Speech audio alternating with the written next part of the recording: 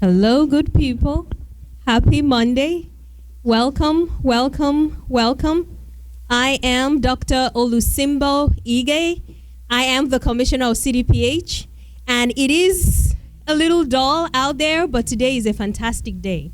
I am so excited for so many reasons. The mayor of the greatest freaking city in the world is here. And we have a senator here. We have our alderman here. We have a mayor's office here. We have CDPH here. We have commissioners here. We have so many friends and well-wishers here. Welcome, everybody. It is a pleasure to have you here. I will not spend too much time. We are going to start today on the very right note with an invocation and then the national anthem. So hold on to your seats. Today is going to be great. We're breaking ground. And thank you for joining us. And I'm going to invite Pastor Lindsay to get us started. Welcome.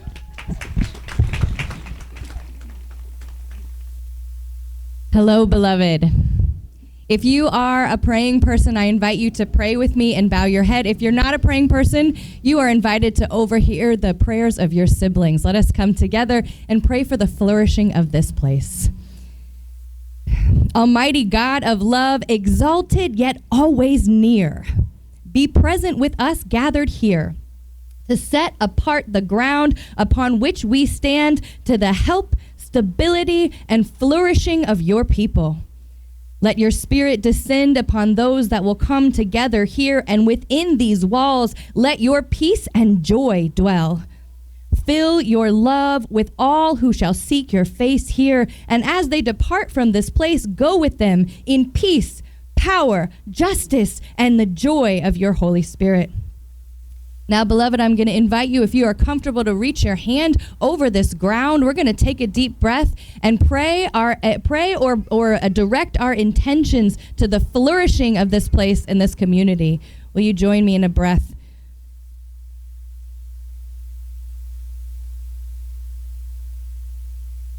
In your holy name we pray.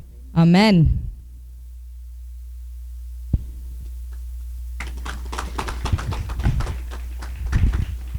Good evening. Would you all rise, please?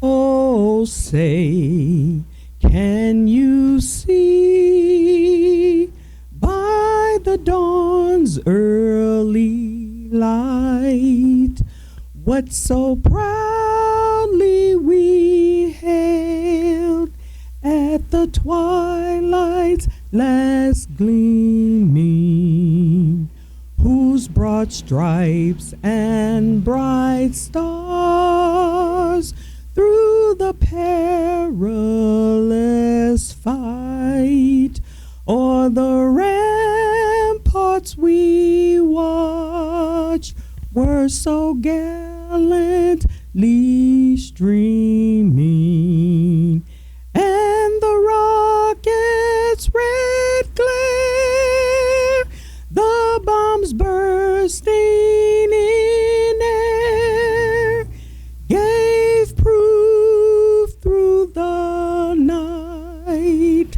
that our flag was still there. Oh, say, does that star-spangled banner yet wave o'er the land of the free and the home of the brave?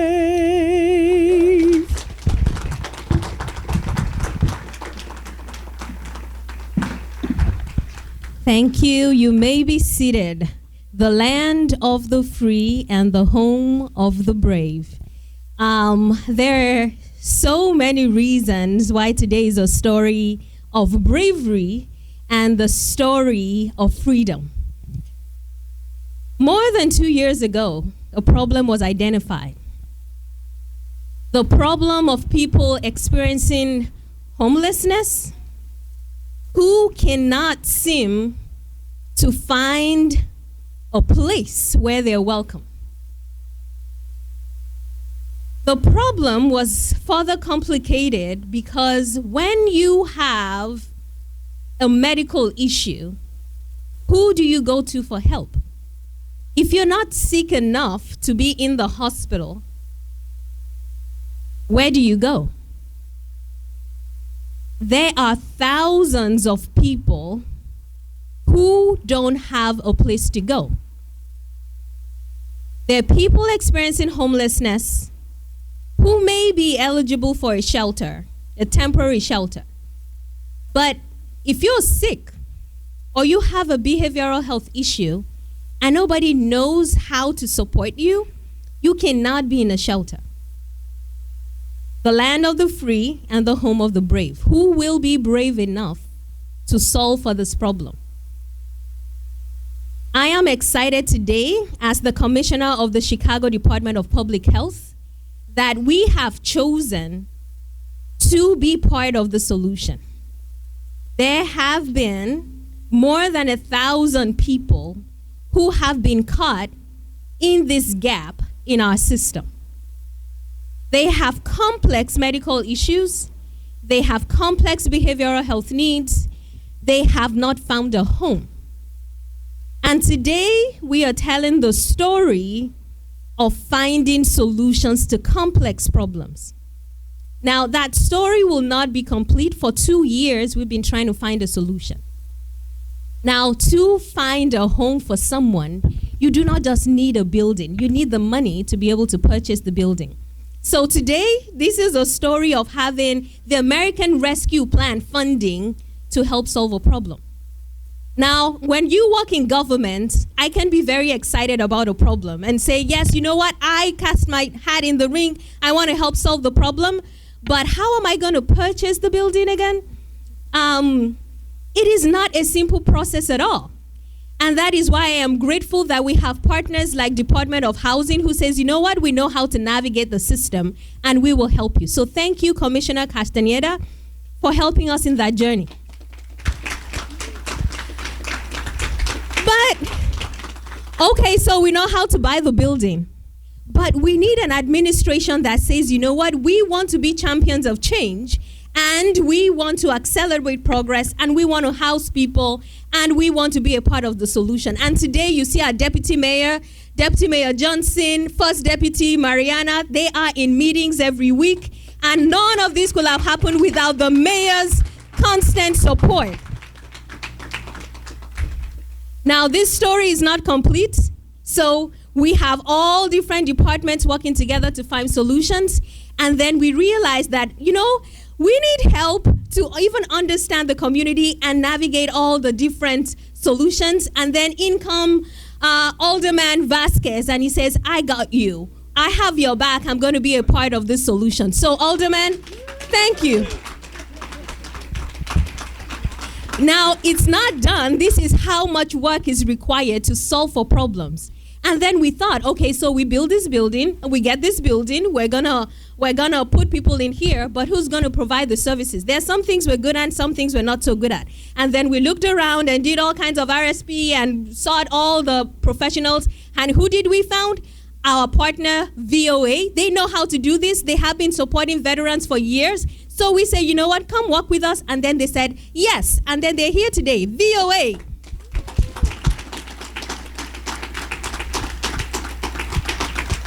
So Department of Health, we know how to do health, we know how to do medicine, we don't know how to do construction.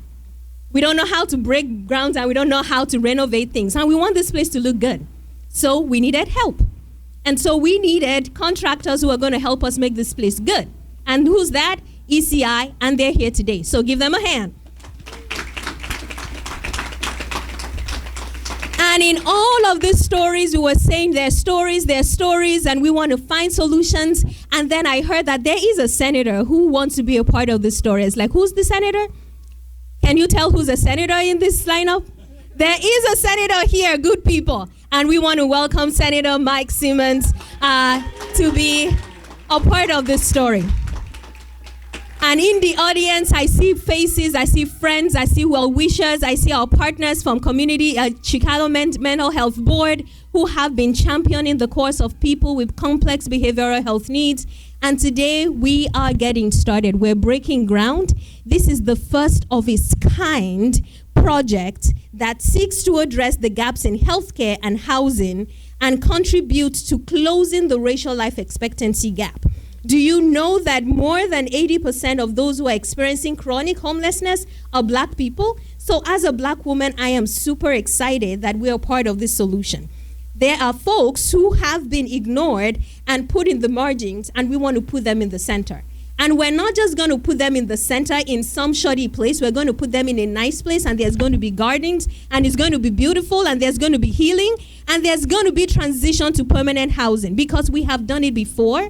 We tested this during COVID, and we know that people can heal, people can recover, and people can transition to permanent housing. So thank you all for believing in that vision and coming to celebrate with us. We're going to break ground today, and I have the wonderful pleasure of inviting our senator of the 7th District, Senator Mike Simmons, to just share some remarks. And thank you all, everybody, for being here. Good evening, everybody. You know, there's some days in this role where I still can't believe that I am a state senator. And Commissioner Ige, I just want to thank you for reminding me, because every time that I am in this neighborhood, whenever I'm in this area of Lincoln Square, specifically right at this corner, I feel more like the little boy that grew up in this neighborhood. I grew up right around the corner at 2500 block of West Foster. And my family moved here a few years before I was born.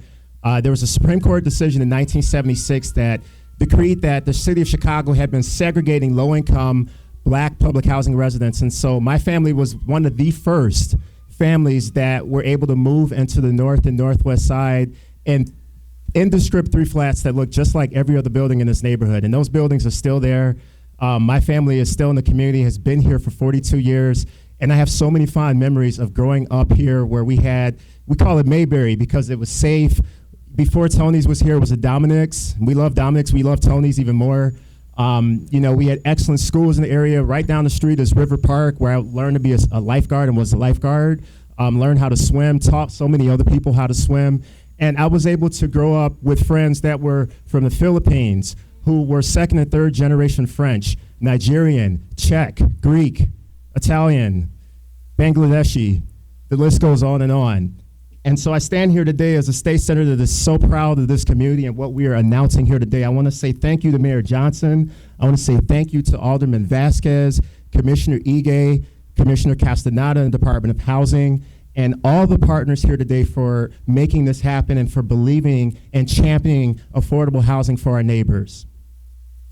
As I said earlier, this block is near and dear to my heart. You know, one of the things that I always think about in my role as a state senator is, and it honestly is the thing that guides all of my work, is all I want for the next generation is literally what I just had. I want the kids that are in this neighborhood to be able to stay here, to not be priced out, to not all of a sudden feel like the next generation of their family can't afford to live here, and especially those that are unhoused or those that are struggling with mental health conditions. I want them to feel like this is their home. Because this area over here, this quiet little section of Lincoln Square, which some people call Budlong Woods, as I said earlier, some of us call it Mayberry because we love it so much, has always been home to everybody. You know, when I was a kid, we were one of the first Black families to move into this area, and my family would tell me stories about how racist the area was. I mean, the stories they told me, it sounded like something from Birmingham, Alabama. I mean, literally right here at Foster and Lincoln, as my mother waited for the 92 Foster when I was like 1 year old, people would throw eggs at her. And they would call her, misogynistic words, and they would call my family the N-word. They would get into fights with my uncles. My grandmother would have to come down here and would have to bring her brothers and say, look, we live here now, and we're staying here. We're not going nowhere. So lay off my sister, lay off my nieces and nephews, and don't mess with my 2-year-old great-nephew. And Uncle Leonard is no longer with us. He's now an ancestor. My mother passed away prematurely 4 years ago at the age of 55. Every time I come over here, I think about my mom walking down the street with her beautiful braids, just such a gorgeous, just beautiful black woman that was so humble and just so pretty, and even her friend group just looked like the neighborhood. It was just people from literally every continent. And I want the people that live in this building to have that same experience, because that is the American dream. That's what we've all been talking about when we talk about the American dream, is having communities like this that are diverse and have the amenities and just have the housing that everybody can access. So that is something that is really important. The other thing that I have to point out, I'm going to take off the boy from Lincoln Square hat and put back on the state senator hat, is that, housing insecurity is the #1 issue that we see in the 7th District. My district covers Lincoln Square, Uptown, Edgewater, Rogers Park, North Center, West Ridge, Andersonville, and Ravenswood. Those are some of the most awesome communities in the country. But right now, so many people are coming to my district office every day, got an eviction notice. Rent just went up $400. Landlord won't renew their lease. Or how about homeowners? Property taxes are through the roof. I can't afford to stay here anymore. I've been here 40 years. Go talk to people over in Arcadia Terrace. You hear them talk about this all the time. And so it's so important. Just last week, we had 27 people walk into my office, that we do this development today, that we cut ground on this, that we talk about it. We talk about this as a win. This is a win for our communities. And we make it happen more, right? Alderman Vasquez and I have talked about how we can bring more affordable housing to this community that everybody can access. And that is absolutely the work that we should be doing. We know that folks facing housing instability also have a hard time accessing food and adequate mental and physical health care. And what's awesome about this site is that this transitional housing and wraparound healthcare and social services that the Haven will provide will absolutely change people's lives and improve their long-term health outcomes so that they can live a long time in this community. That's what we want. We want these folks to thrive. We want them to be healthy. We want them to go across the street and get their groceries. We want them to go down to River Park and learn how to swim. We want them to get on the Lincoln bus and go down to their job or go see their friends and families in other neighborhoods the way my family did when they first moved up here. They would always say, it would suck to go all the way to Old Town to see all our old family members, but we got used to it. And so I hope that this program will be, in closing, I hope that this program will be replicated to other parts of Chicago that maybe have similar things going for them, that need that advocacy and that somebody to champion housing access for our neighbors, because like I said, it's the right thing to do. And that turned out okay, right? I'm a state senator, first black state senator to represent the far north side of Chicago, first LGBTQ person elected to the upper chamber of state government.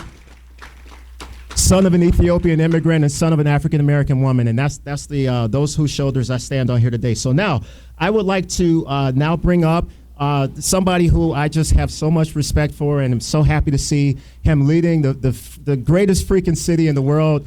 My good friend, my mayor, Mayor Brandon Johnson.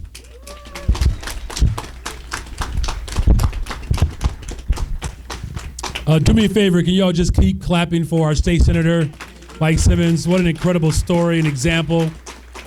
For the people of Chicago and state of Illinois, you really imbibe what I call the soul of Chicago. So thank you for your leadership and your clarity of consciousness. To Dr. Ige, for your leadership, Commissioner, of course, Constaneda, for our Commissioner of Housing, our Deputy Mayor, Jen Johnson is here. Thank you for your leadership. Pastor Lindsay, it's been a long time. Thank you. You all have an amazing, Pastor Lindsay's the best, isn't she? Like, even people who don't pray, we're like praying. I'm going to pray. Thank you.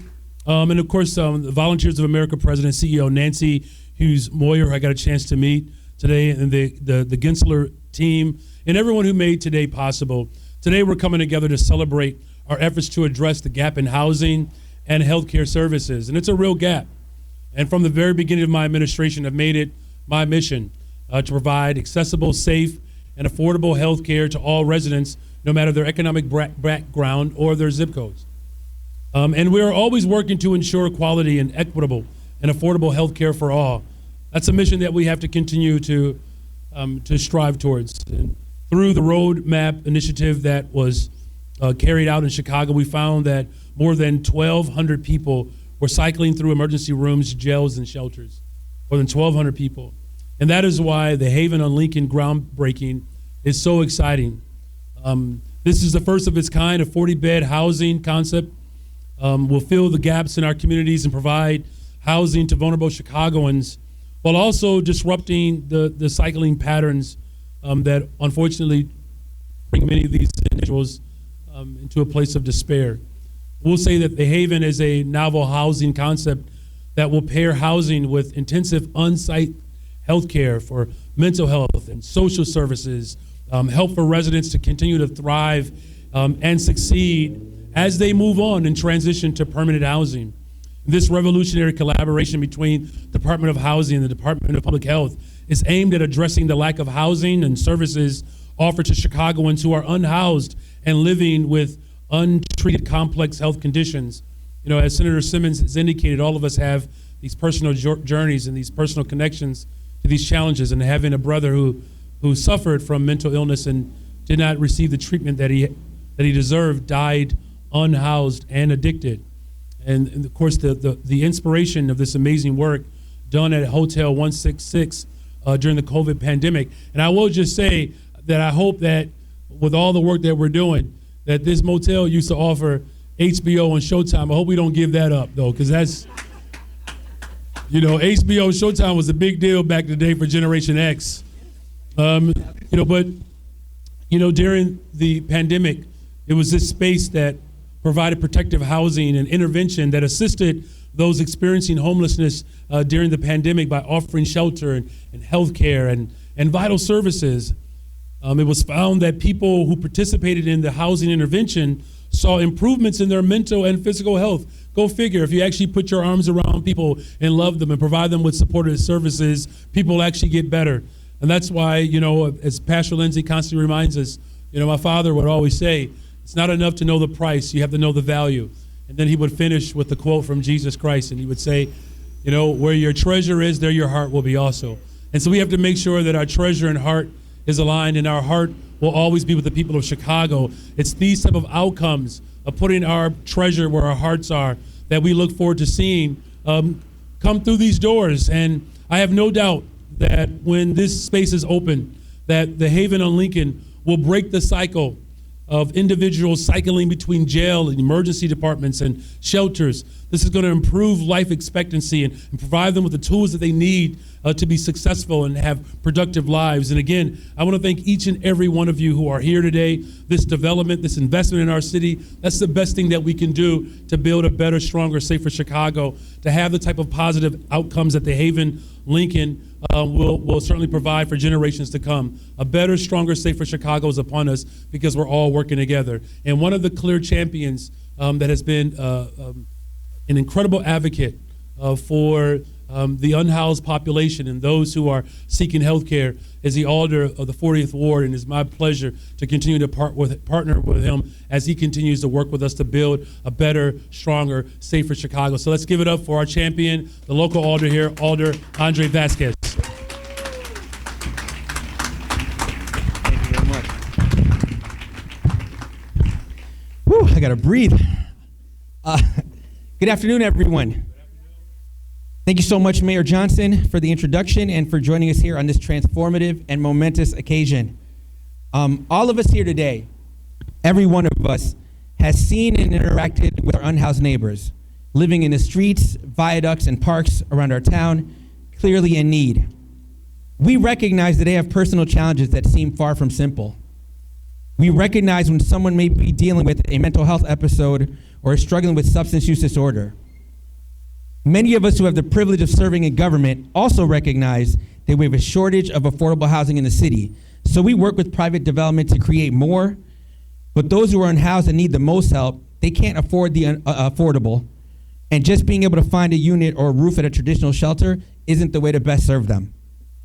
What they need is what the Haven on Lincoln will provide. Non-congregate shelter with on-site wraparound services, the gold standard of investment, and one that has shown the most promise in helping people find stability and opportunity. What we are here to celebrate today is truly groundbreaking in the city of Chicago, and has been one of my most profound honors in life to have played a substantial part in making the Haven on Lincoln a reality. Here at the Haven, a neighbor in need, in fact, those who are most in need, will get the dignity of having their own unit, the support of wraparound health service and treatment, and the peace of mind and soul that comes with knowing that they will not be alone on their journey to stabilization, sustenance, and permanent housing. Because it is very lonely out there. And what we're building now changes that here in Chicago. Now, a couple years ago, as I walked along Lincoln to talk to some motel owners and identify opportunities, I envisioned what the Lincoln Avenue North Arts District would look like, and that's from Western all the way to Catalpa. I was committed to ensuring that what would become the Haven would be part of our community and not separate from it. It was in that spirit that all of us who were involved in this process also focused on the look and the feel of the Haven. And I am blown away by the work that has been done to ensure that the folks served by the Haven feel at home because they will be home. I look forward to the Haven opening its doors next year and to welcome each of our new neighbors as we build a brighter and safer community together. Thank you, thank you, thank you to all of the wonderful and dedicated people who have partnered to get us to this point. I am grateful to each of you for your passion, just as I am grateful to our neighbors for the opportunity to serve and establish something as important and as powerful as the Haven on Lincoln. Now, I could spend forever talking about each of the folks who were involved, but for the sake of time, I'm just going to shout y'all out. All right?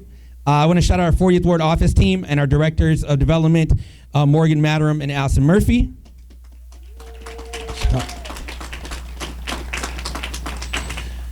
The amazing folks at the Department of Housing, Commissioner Lisette Castañeda, Meredith Muir, the program manager, Eliseo Leora, and Matt Stern for all your great work at DOH. Give it up.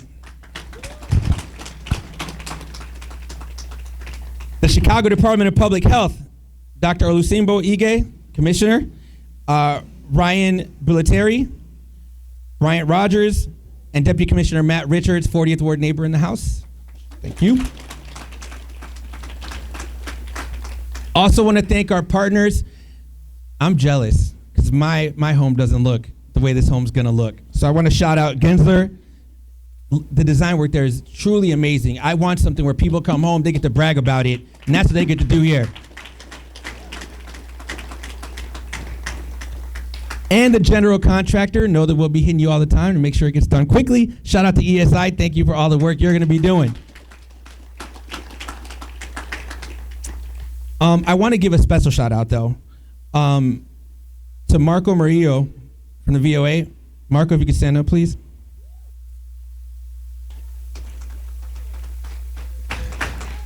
Now, we're all talking about how amazing what this is going to be will be, right?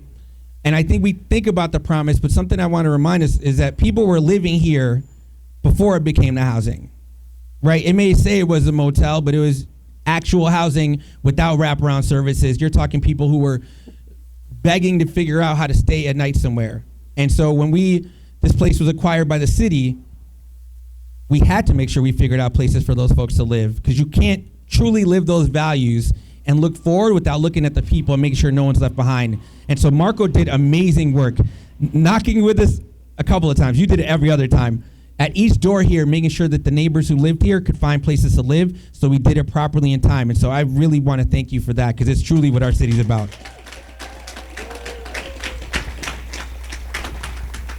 And I know VOA is like, that's just what we do, right? That's how we roll. So I want to thank our next speaker as I introduce Nancy Hughes Moyer, the president and CEO of VOA Illinois, who brings a heart and a care to this work that we are fortunate and happy to have here at the Haven. Give it up.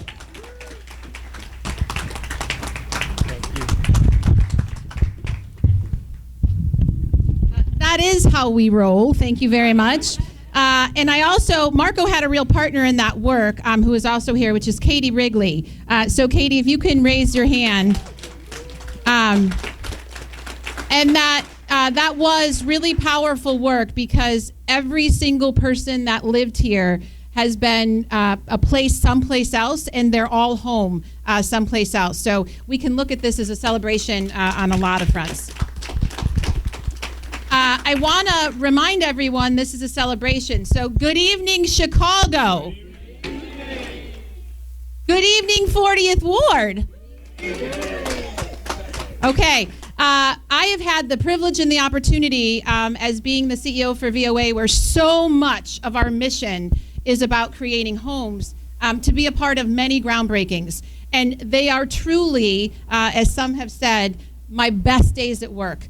much like seeing beautiful children who are sort of new arrivals on this planet, I never get tired of seeing new babies, much like I never get tired of being at groundbreakings, because in many ways they represent the same potential and promise for greater tomorrow. So thank you all for being here, and nobody should underestimate the role individually and collectively you will have played in creating a better future for the people that live here. And when, as individuals, we do better for each other, we do better for our communities and for our whole city. So give yourselves a round of applause for being a part of that.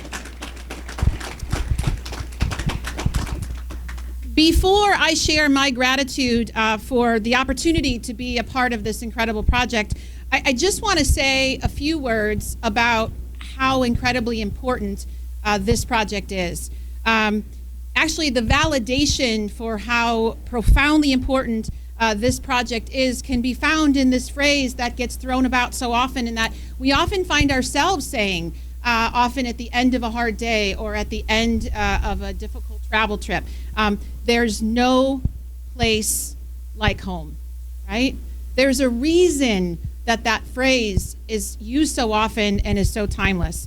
In fact, the tragedies of the last several days from Hurricane Helene, I think, is a profound and deep reminder of how important home is. Because while you will see these people interviewed and they will say, I am glad that physically we're okay, but we've lost our home.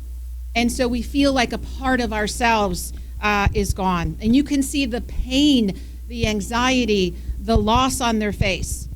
And so we know what the real meaning of the word is. There's no place like home when we experience the crushing reality of there is no place to be home. These natural disasters and the displacements that follow give us a glimpse of how incredibly traumatic it is to be without a home for even a short period of time. I'm going to give you a brief personal story that I'm sure almost all of you will be able to relate to, that really, in some ways, in a glimpse, in a microcosm, puts this into perspective. I was out of town all last week, and I was traveling back home at the end of the week for work, and headed to the airport, where we always just assume, even though I guess hope over experience, right, the triumph of hope over experience, we believe that our travel plans are going to go as expected, right? I expected to be home later that evening, in my home and with my family, and surrounded by all of the things that are familiar. And obviously I get to the airport, things are fine, and then suddenly they weren't. And I think because of the storms that were coming, a lot of things were going on with air travel that particular day. The plane I was supposed to fly out on had mechanical difficulties, and because of the planes, because things were grounded, they had no idea when a replacement plane would be available, but they said, don't leave, because when we get a replacement plane, it'll be very short notice, so stay here. So suddenly I had no idea when I was going to get home and where I would be sleeping that night. After a relatively short period of time, I know many of you can relate to this, there's anxiety, there's frustration, there's the stress, there's the sense of helplessness, all starts to set in. First hour we do okay, but after about 3 hours of this, all of those feelings actually start to become physical, right? My back starts to hurt, I've got a headache. I can physically feel the anxiety and the stress of not knowing where I would sleep that night began to set in. And by 10 o'clock that night, the airport is pretty empty, and I still don't know if I'm getting out of there. Suddenly now, I feel very alone. I feel adrift. Now, this intellectually is not a problem. I know I will eventually have a home to go back to, but I didn't know when, and I didn't know how. About midnight, I was finally able to get on a plane, and I think to myself, largely because of the work that we do, I didn't know where I was going to sleep that night for about 6 hours. And it was going to take me about 2 days to recover from that. And I thought, how much worse is it when you go days, weeks, months, years, and you don't know where you're going to sleep that night? It reminded me, in a very deep and personal way, what people must endure when they experience homelessness constantly, when they don't intellectually know that someday I know there will be a home to go back to. It affects everything, their physical health, their mental health, their self-esteem, their sense of trust in the world, their sense of safety, their sense of value in themselves. Because home, as so many have said, is not just a shelter. It is our sanctuary. It is our respite. It is the place that reflects us back to ourselves and gives our life context relative to the rest of the world. I know when you're home, you know you exist because this place, however big or small, is a reflection of you, of who you are. Home becomes a place that confirms that you exist and that you matter because you have a place in the world. This project, the Haven on Lincoln, is exactly what is needed because as human beings, we need a place to heal, and home is where we heal. And we need that home to exist in the context of a community that will help us heal and support us. Because as human beings, we do not heal in isolation. We need community to heal. And that is why we are so profoundly grateful to be a part of a project that is getting it exactly right, not mostly right, not kind of right, not right enough, exactly right. It is creating that refuge, that safe place for each person to have that individual place that tells them I matter because I have a place in the world.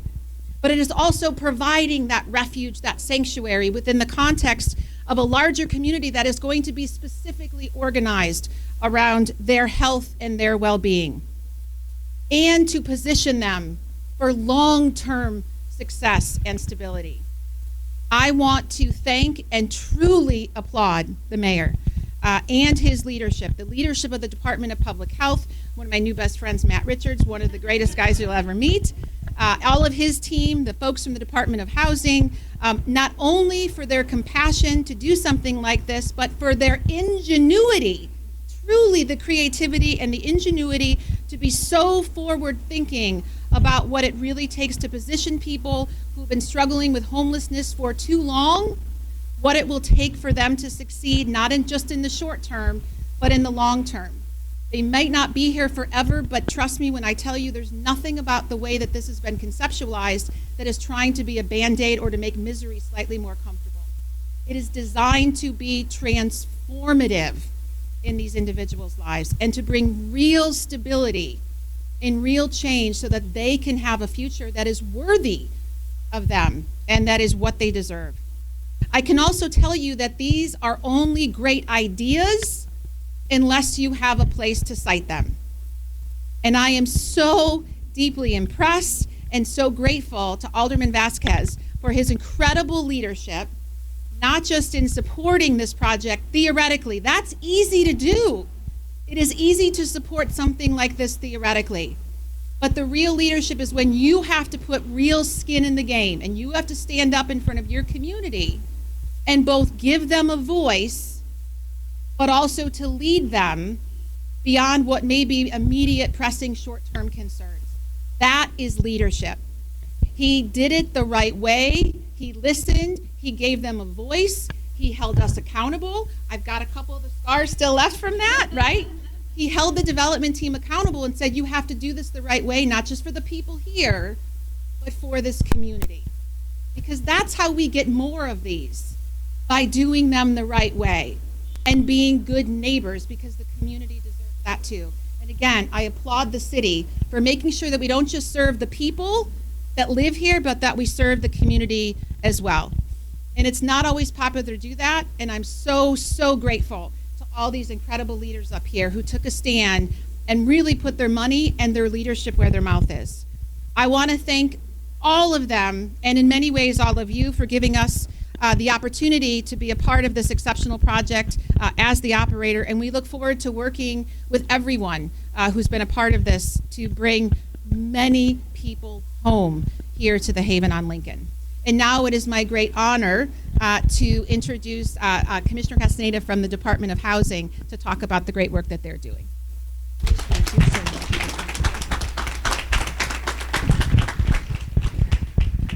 Good evening, everyone.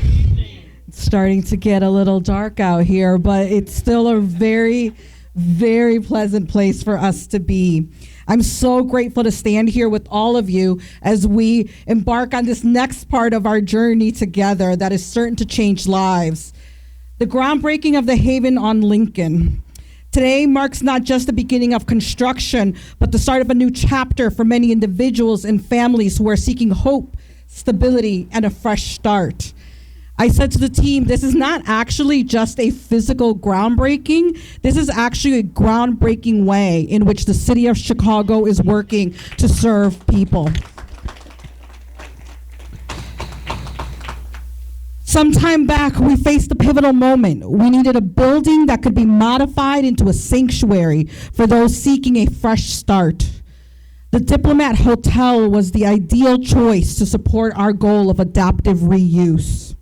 With a dedicated team working tirelessly, we began the challenging yet rewarding journey of acquisition and planning. And here we all stand a year later, united in purpose, breaking ground.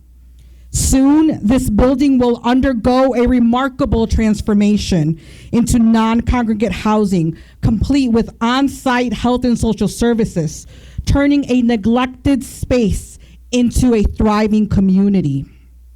The architecture of the Haven on Lincoln will not only provide shelter, but it will also incorporate trauma-informed design principles. Imagine an outdoor healing courtyard where the residents can find solace and peace, a space intentionally designed to promote well-being and connection. Every corner of this building will be accessible with ADA compliant features that foster inclusivity and comfort. Furthermore, we are committed to sustainability. The building will be retrofitted to be fully decarbonized and all electric, standing as a shining example of our duty to enhance a sustainable future for Chicago. The Haven on Lincoln is a clear illustration of what happens when passion meets purpose. Here we have a harmonious blend of dedicated individuals committed to providing safe, supportive, and sustainable housing. Our Healthy Housing First approach is more than a strategy. It is a promise to our residents that they will receive the care and resources that they need in an environment designed for healing. More than that, the Haven will provide its residents the support they need to transition to permanent housing and help us address the root causes of homelessness. Projects like this are necessary to ensure that each member of our community has the chance to achieve the quality of life they deserve. At the beginning, Pastor Joyce called us all beloved. And I keep thinking about how very often folks in the most vulnerable positions don't feel that. Perhaps their community has not cared for them. Perhaps their community has tried and it's not working. And I'm just imagining how beloved the folks that will be here will feel. And I'm so incredibly proud to stand here with all of these folks who have made this happen.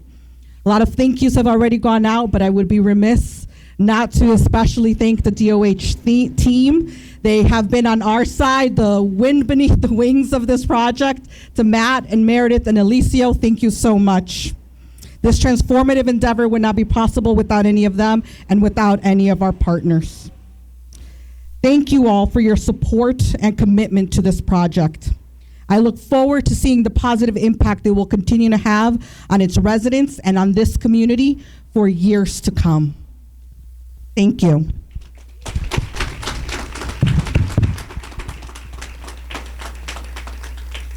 Now to the fun part. We move to the groundbreaking. Thanks all.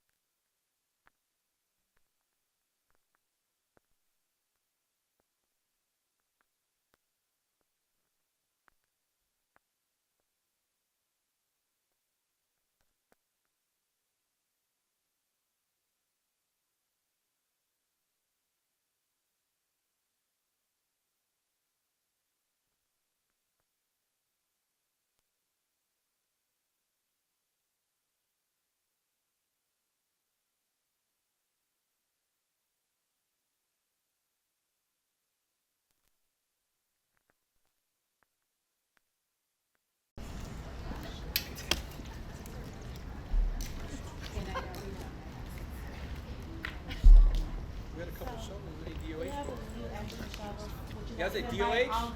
Huh? Yeah, anybody want to come up? What's up, Matt? I know you're holding that camera. You come up. Matt, Meredith. I won't be shy. Come on up, my guy. Yes, Meredith, come on through. We got you. We're recording. The rubber part. Right here. Yeah, that's cool.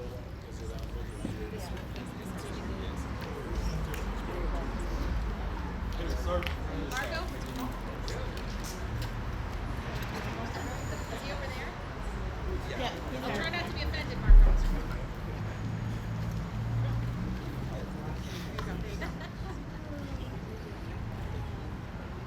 One more. Yeah, there you go. Yep, come on through. Those last two shoot. Okay. Counts? Everybody's gonna look right here Yeah, first, one just more. for a post picture. Anybody? I'm gonna take those out. All right. What's up, Murph? You want to come on through?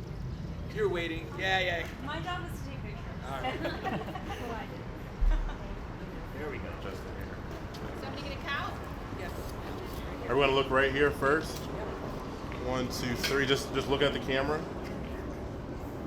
And right there. All right. Now dirt on the shovels. All right. We're gonna toss on 3, 2, 1.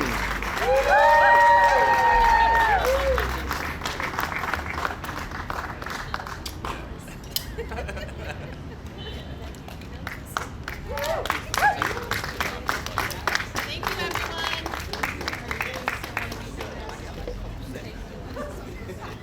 Ready to take it back to the office. Y'all ready to take it back to the office?